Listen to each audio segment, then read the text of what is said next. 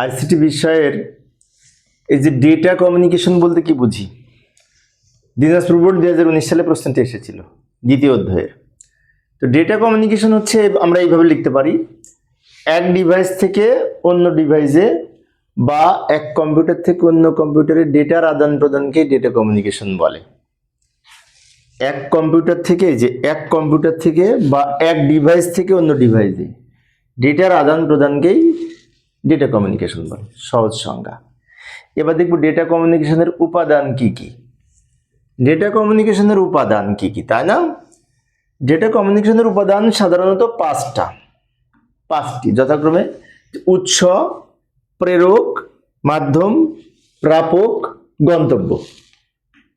Data কমিউনিকেশনের উপাদান হচ্ছে পাঁচটা।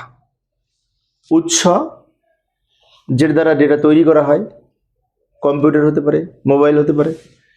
প্রেরক, যেটা দ্বারা পাঠানো হয়, মোডেম হতে পারে, রাউটার হতে পারে, তাই না? আচ্ছা। মাধ্যম, যার মাধ্যমে পাঠানো হয়, তার মাধ্যম হতে পারে, তার বিহীন হতে পারে। মাধ্যম দুই ধরনের হতে পারে, তার মাধ্যম অথবা তার বিহীন। যেমন টাওয়ার হচ্ছে তারবিহীন মাধ্যম। আচ্ছা, এবার তাহলে উৎস, প্রেরক, মাধ্যম, এরপরে প্রাপক বা গ্রাহক। প্রাপক কিন্তু মোডেম হতে পারে, মোডেম প্রাপক হতে পারে। এবং গন্তব্য হচ্ছে যেখানে আমরা তথ্যটা সেভ করি, রেখে দিই সবার শেষে রিসিভ করার পরে। এখানে একটি বিষয় লক্ষণীয়, মোডেম একই সাথে প্রেরক এবং প্রাপক হিসেবে কাজ করে।